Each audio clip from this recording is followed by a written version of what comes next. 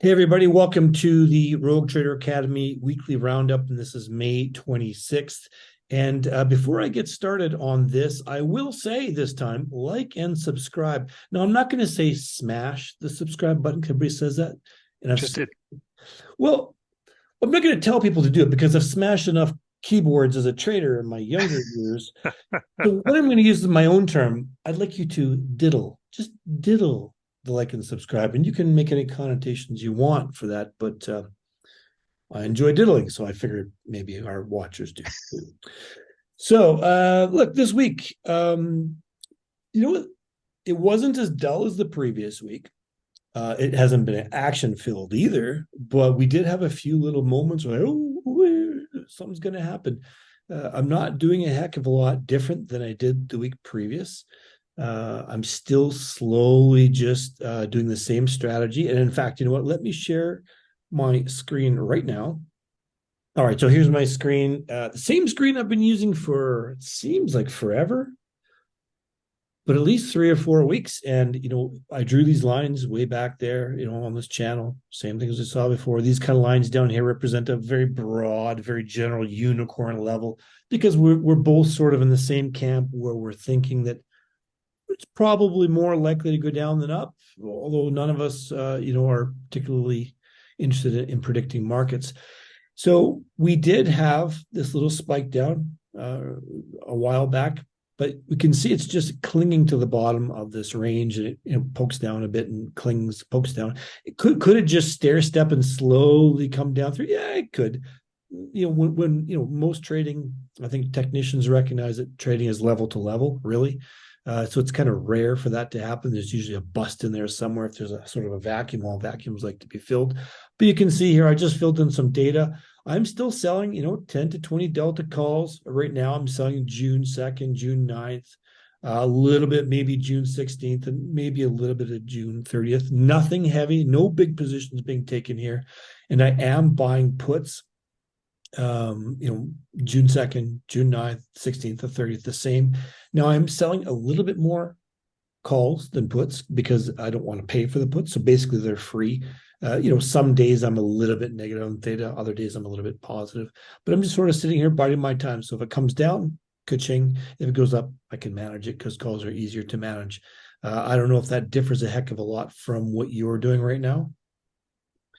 It's pretty much the same, to be honest. I pretty, I'm feeling pretty confident that the market is not going to rally hard anytime soon. I think doesn't seem to want to sell off hard, doesn't seem to want to go up. I think the gradual crawl down probably continues, which is probably kind of some of the hardest markets to trade because you feel as if you're stepping through a minefield all the time. Yeah, no, Um, it is a tough market for sure. and you're kind of you're selling this vol into declining vol, already low vols. It all just feels bad. So just keeping powder dry, and Mhm. you've got to earn a living, so you've got to keep sell something. But Yeah, you yeah, don't don't want to not stick your going neck mad, out. right? Yeah, yeah, Because you know what's going to happen if it does suddenly take off on the upside or the downside, then and vols go up to say I don't know 55 or 60, then actually that's going to be a like a 30% P&L hit, and that's going to impact margin. And you want to make sure you've got enough margin left to do something if vols do rise. Okay, that's fine. Not too much to talk about there, but one thing I will mention for this episode, and because we don't have a lot of positions right now, we're certainly not committing to any big positions or strategies right now. This would be a great time to cover a little bit of an educational component. And this came about because we've had some comments and had some emails saying that, hey, this is kind of cool from people who don't know a lot about options or they're new. It was a little bit over their head when we were talking about the volatility surface and the skew and the smile and skewedness and those types of terms. So we're always looking at the surface every day, in fact. So there's a couple of things, maybe concepts I wanted to introduce. So we're going to back things up here and we're just going to take some time. We're going to go through that carefully so that anyone can look at this and understand really it's actually nothing complicated, too complicated about it. And the more you look at it, the more it makes sense. So let me just share my screen again. So here I'm sharing my screen just for graphical representation, and there's a few things I want to show people. But I don't know if you knew this, Richard, but I'm suffering from kurtosis. Is that right? Yes, yes, yes. And yeah, it sounds like an infomercial for like a pharmaceutical commercial or something. It's Yeah, like, there's a cream for it. Yeah. yeah, it's like, did you know that every 50 Americans, or one in 50 Americans, suffers from kurtosis? I agree with an America where nobody suffers from kurtosis. Not to be confused with halitosis, which I know you're probably fairly intimately familiar with. Anyways, all joking aside, kurtosis is kind of a funny term. It sounds medical. It is medical in a way, but it's uh, here. Let me. I'm not sure you can see that. My picture might be in a way, but if we're talking about definitions, it's just a statistical measure. It's used to describe the distribution of the observed data around the mean. And it's sort of it's the fatness. It's the fatness of the tails found in these probability distribution curves that we're always using in trading. So if a market return has a fat tail or fatter than the normal distribution curve, then that presents some interesting situations because traders will bid up because on the tails, out of the money, these out of the money options, they'll be bid up beyond what a typical like a Black Scholes or other models will often price them at. So this eventually, we're not going to talk, necessarily too much just on kurtosis here, but it leads us into the talk about, it relates to implied volatility, of course, options pricing, the skew, the smile, and that volatility surface that we always like to talk about. Now, just before I go on and let you talk a bit more about kurtosis and the skewedness and smile and all those things, I have been taking screenshots of the volatility surface every day for the last, 10 days or so. And just to give people an idea of how they're changing. And we can talk a little bit about this a little bit later on. And what I'm doing, I mean, these can, they're going to change minute to minute as volatility changes. These are going to change, but generally just giving people an idea of, hey, each day this volatility surface can look completely different depending on what's going on in the market and sentiment. So here, let me I think I've got them queued up here. Oh, sorry, no, I've got a chart of kurtosis first. Actually, this is a good chart. We can always come back to this too. Here in the middle, this is sort of a normal distribution curve, right? If we've got this high curve, that's positive kurtosis. Kurtosis is going to be greater than zero, and this long flat distribution curve, that's kurtosis less than zero. And so the reason we're talking about probability density is because this is the sort of fundamental way that we ultimately price options. We're trying to figure out the probability density of where spot's going to be at expiry, to cut a long story short. And in a high volatility market that has a low kurtosis, then you're going to see the bottom line, which is that the spot price could be anywhere along that line, and particularly the risk of it being further away from the mean is higher, hence the fat tail. Mm-hmm. And in a low volatility market, you'll see that the probability density concentrates around the mean, which implies that it's unlikely that the spot price will move very much.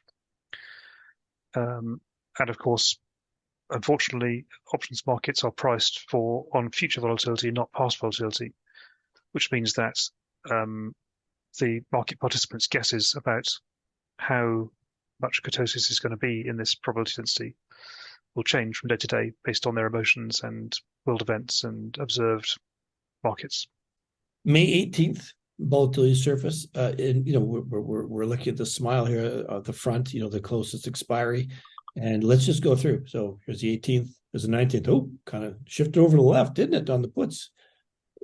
20th, we've got this big spike here on calls for these short-term expiries. Kind of interesting. We've got a bit of a spike back there, and in the middle, there's a bit of a saddle. Now, of course, normally we're able to grab this and manipulate it so we can see the edges and like from the top and sides, and it's easier to see. This is just a front-on view, just to give people an idea. But each day you're logging in, and you're seeing really a different picture. I mean, this is completely different from the day before, right? Must have been during a sell-off. Yes, yes. And then the next day is very similar. And then look at this morning. So this is May 26th. This is this morning. I got up, I saw this. Oh, geez, got this big spike over here in these short-term calls. And then two, What time was this, Sean, Shane? gosh, it must have been maybe 7 a.m. around there. Yeah, that'd be right because expiry is at 8 a.m. So there'd have been a whole bunch of concentration of concern around whether prices were going to move down hard into expiry. Mhm. And then 2 hours later. And back to concern about the puts. So people are still concerned about the downside more than the Yeah, upside. That's yeah. So again, this is shot, and then 2 hours later, here we are. So it's interesting. I think that there's a lot of people say, well, hey, this is just kind of reflecting. People can translate it to price. Where the pricing is higher, but it's really volatility. But it's more than that because and I'll let you go with this. This is each layer is a slice of time. I mean, someone could go out there and they could build this volatility surface themselves. They could look at each option chain, they could plot it out in a graph, and spend all this time and go through each one, through each expiry, and build this out. So this is a really quick way of seeing where, how do I know the June 16 is expensive relative to the July 30th, for example? I'm not really sure unless I really know the market. Like how much more value should be priced in there at a glance? Well, the volatility surface, I think, really helps us do that, and it helps us define strategies. Now, we're going to be doing an episode with Deribit probably in a couple of weeks where we're probably going to talk about rolling positions out. And so, a lot of people say, okay, if I've got a short call or a short call spread, I'm going to roll it up and out. I'm going to do it in 30 days. They sort of like clockwork. But hey, maybe rolling out to 30 days isn't such a smart idea. We've got a big spike 40 days out. Much higher prices and much higher volatility on 40 days out. So hey, in this case, let's grab that extra cash from that volatility. So just some ideas. So a lot of, I guess what I was concerned about, people would say, oh, it is a reflection of what's happening right now, and that's true. But when you're able to see that depth, it makes a big difference. And that's when we're coming back to kurtosis, a lot of market participants will use that information, and they will use that for options pricing, whether they think something is more expensive or if it's cheap, and they'll have strategies around this all these things we talk about: skew, smile, volatility surface, kurtosis. It's all related. I mean, it's easy to waffle on. So what we should do, maybe, and again, I wanted to do something relatively straightforward for people who've maybe never seen a volatility surface before. So if you want to share, and you can dynamically rotate it because I think you're logged into your account. That's cool. And let's just sort of start from the beginning and just sort of explain, all right, this is what we're looking at. This is what each slice of time means and how we can interpret that. Yeah, you know what? I'm going to go to a page in a presentation that I did last night on what I do for a living. Okay, so this is a slide. I'm a terrible PowerPoint jockey. I think I've produced about 3 or 4 PowerPoints in my entire life, and I hate doing it. But I did one for a talk I gave actually last night, and I'll be giving it again fairly soon on what I do, which is systematic options trading. And so here is my basic assumptions on pricing page, that theoretically the market is stochastic, continuous, and frictionless. We can use the Black-Scholes equation to price an option, and there is the equation in all its glory. It's all a bit fuzzy because I copy pasted it off the internet, which is way too complicated for anyone to use because it does not reflect reality. And it's worth saying, so this idea of stochastic is just a complex mathematician's way of saying random. So we're assuming that the Black-Scholes equation, for which, by the way, Black and Scholes earned a Nobel Prize, i.e. $1 million, just for writing this. I'm being slightly sarcastic. They said, assuming that markets are stochastic, i.e. fully random, and assuming that they are continuous, i.e. prices flow like water, they don't jump, and assuming that the markets are frictionless, i.e. there are no trading costs or spreads, then this equation gives you the correct relationship between the price of an option and the variables that go into that. And the variables are those on the left. Whether it's a put or call, the strike, the underlying price, the volatility, time to expiry, and the funding rate. They all go into the Black-Scholes formula, and of course, because I'm not a mathematician, and I just trade this stuff, and I write software to trade this stuff. For me, Black-Scholes formula is just a black box, and out comes the price of the option, the delta, the gamma, the theta, the vega, the rho. So that's I just wanted to kind of mention that we have this formula, and if you look on the left, the fourth one down, volatility is one of the inputs, and that is a number. It's one number. And then I'm going to do this while sharing, so it might be a bit messy. We go to the volatility surface, and so I've just talked to you about the Black-Scholes equation requiring volatility as one number, and yet here I am showing you a 3D surface of volatility. So what's that about? Well, the reality is that because markets are not stochastic, they're not random, and they're not continuous always, and they're definitely not frictionless, but that's less of a concern. We can't use the same value of volatility for our input into Black-Scholes for all options because it wouldn't reflect reality. Why wouldn't it reflect reality?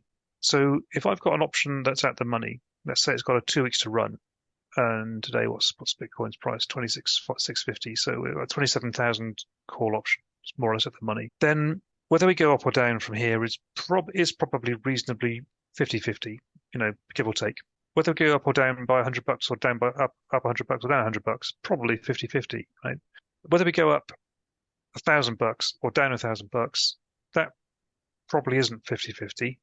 Probably more likely to go down $1,000. So you'd kind of expect a bit more expense on the downside. And of course, to get a slightly bigger price out of the Black-Scholes equation, you're going to have to put some bigger numbers in. And one of those numbers you can put in that's bigger is the volatility number. And also, if the market dropped $1,000 in like 10 minutes, then the chance of it dropping another $1,000 is getting quite high. And if it drops $2,000 in 10 minutes, then it's probably going to drop another five because people are going to panic and they're going to start selling, particularly in a thin market like we've got. And so anyone who is selling puts, if they know what they're doing, they're not going to sell you puts at the same volatility, i.e. the same relative price for super low delta, far out of the money puts, as they are for at the monies.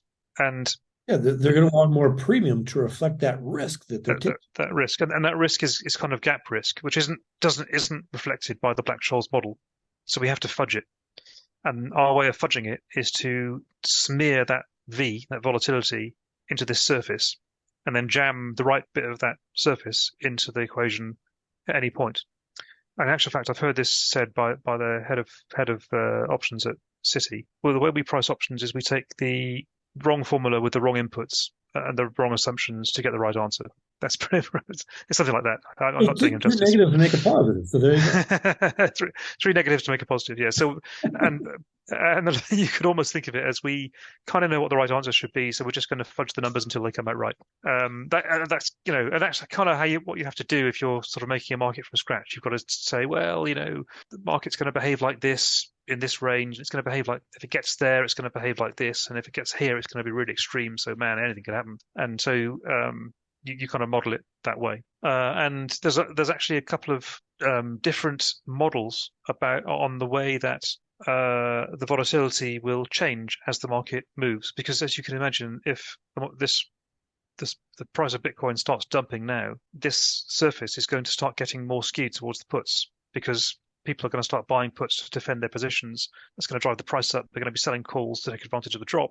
That's going to be depressing prices of calls. And so the smile of this curve of this surface is going to start pitching towards the puts. And we've even got models, I say we, the universe of options professionals has different models on the dynamic way that this surface is going to change shape. So there's the local vol model, which means that the prices will move through the surface, but the surface won't move with them.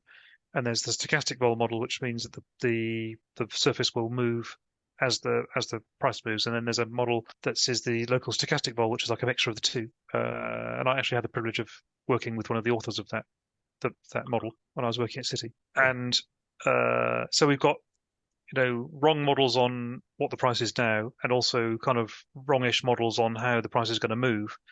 And we fudge all that together, and I say we, market makers, fudge all that together and come up with kind of this will do. This will kind of reflect the right price, we think. And if we're wrong, well, we're just going to charge a bid-ask spread around it and hope for the best. Yeah, it's all uh, very dynamic, and as you said, there's lots of participants. The more participants you get, the more there's some agreement, general agreement, and these different expiries, and you're going to get the prices build and ebb and flow. And some people's models might be more aggressive or less aggressive, or they might have different ideas, and you'll find these outliers sometimes in different prices at different expiries. and you'll get prop traders who have strong views on what these models should be. They've done all the analysis and research, and they look at the markets and signals, and they've maybe got some AI in there as well.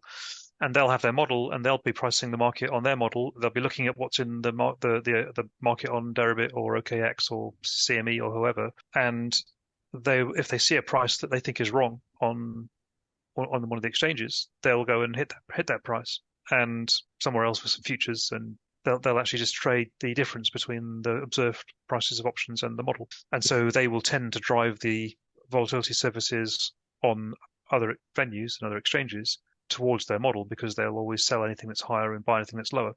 Mhm.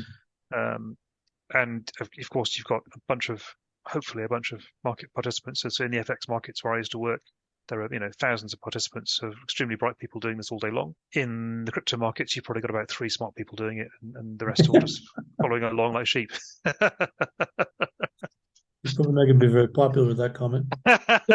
So here I am. I wanted to make things really, really simple, and we probably made things more complicated or muddied the water. Maybe I shouldn't have introduced Kurtosis at the beginning. You shouldn't have Um, invited me to the call.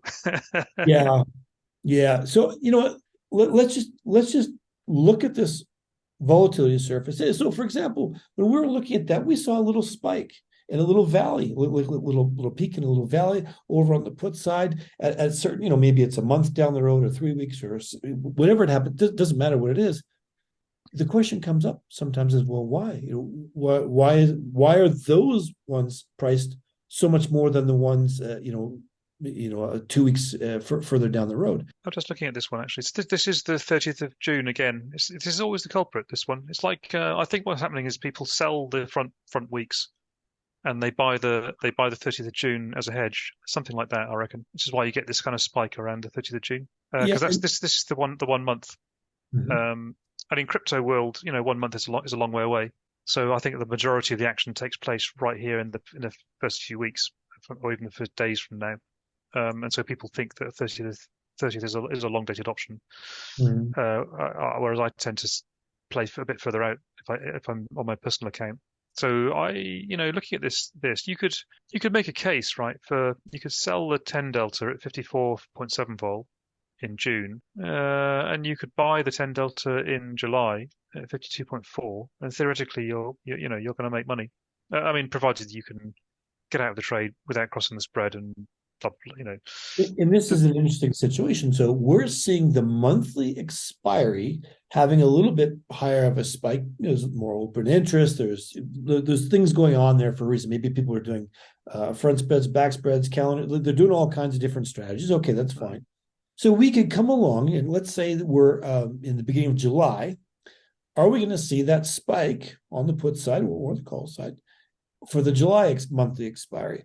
And that would itself present an opportunity for someone who has a strategy. They're thinking, hey, you know what? It seems that every month this is sort of the pattern, and I can take advantage of that.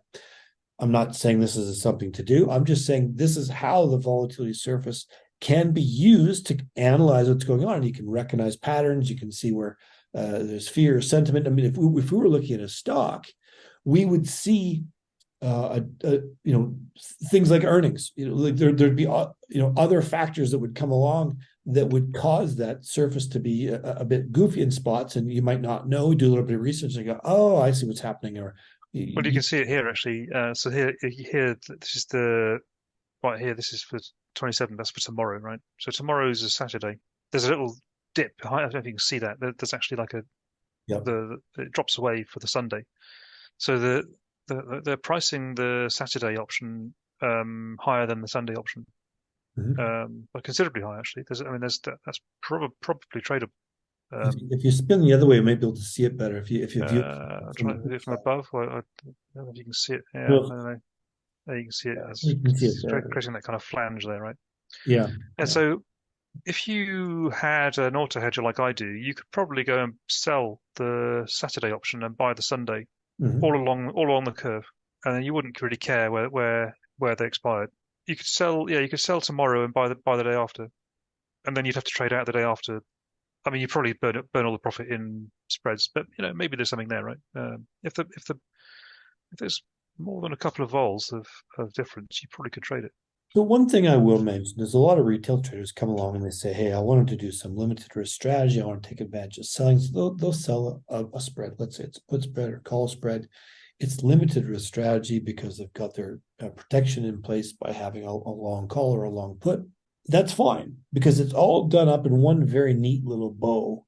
Expiry comes. Well, maybe they collect most of that premium and they close the position. Wonderful. Or expiry comes, whether they're in the money, at the money, out of the money, it doesn't matter. That position's wrapped up in a bow.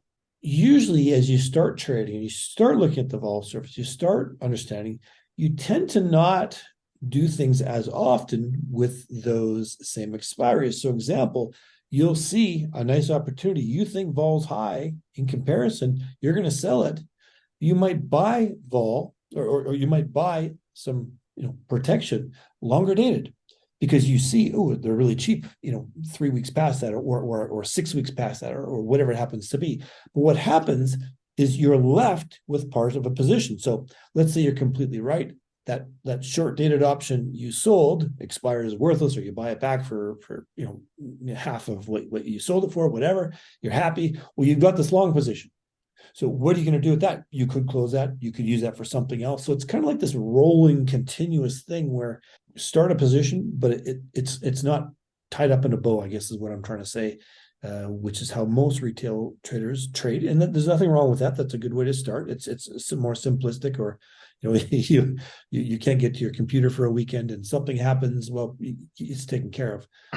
What I'm trying to say is there's a lot of options with option. And you can make it as simple or as complex as you want to. And it really depends on what your goals are. Now, if we're talking about cryptocurrency, your goal might be to increase the amount of cryptocurrency you hold. Maybe your goal is to increase the number of USDT you have. So that's going to alter your strategy. So it's a little bit different than on the equity side, or if you're trading ETF or oil or something. Well, So if in fairness, I mean, if you wanted to accumulate oil, yeah, then yeah, I mean, you could do the same thing, right? And if you want to accumulate Microsoft stock, that is true. Yeah, fair enough. But I think it's viewed in a little bit different way. I mean, hmm. most people I know who are retail, well, let's face it, does anybody want to accumulate oil unless you're a professional oil trader? Probably not. The last thing you want is a delivery of 6,000 tons of oil on your doorstep. Something. Yeah. Give them the wrong address and a neighbor you don't like very much. Yeah, yeah. Anyways. Could be So worse. It could be pork bellies. yeah, send it to some vegan festival or something. Anyways, I don't want to get hate mail. Um, I'm vegan, by the way, but so and I don't hate you. yeah, this is probably a good time to say, hey, on June 1st, we're doing a live interactive event with Deribit. It's going to be a lot of fun. It won't be too long. It's at 3 p.m. UTC. And we're going to talk a little bit about our trading. We've got a little educational component on there. We're going to be talking about hedging off positions with futures when you're in trouble, when you're short options. So that'll be a little bit fun to discuss. And I'll put the link down below to that if you want to sign up. It's free. We're not selling anything there. We're just talking and chatting and having some fun and talking stuff. So no harm, no foul. There's no skin off your back to join that. So that'll be fun. And if you don't have a Deribit, Nose. if you don't have Skin off your nose. what's that? I'm sorry. I feel I have to correct that. It's the skin off your nose. It's the shirt off your back and the skin off your nose. You can't go mixing metaphors on us. I'm pretty sure I've heard skin off your back many times. That's pretty sadistic. Well, it's not like I'm saying you're being flayed alive or But something. it pretty much is. We're going. Anyways, if you don't have a crypto trading account for options, sign up below. You'll save 10% on your fees. So that's my little plug for our little channel. Of course, like and subscribe. Richard, is there anything else you want to summarize with this volatility surface? Oh God, there's so much I want to tell them. Yeah, but it's going to have to wait, and we're going to have to do it piecemeal over the courses. I think that's the way to go. We introduced the idea of this kurtosis and how it kind of relates, which was very, very brief. Let's just talk a little bit about that volatility surface every episode, a little bit. We don't want to beat it to death because people get tired of, it'll be the volatility surface show. We don't want to do that, but we do look at it every day. Like it's one of those things we look at, see what's going on. It's a great. What is it with you this week? Flogging and beating to death and flaying alive? Yeah, I think everything's okay at home. I'm an angry man this week. I don't know. Anyways, well, no, I did say diddle.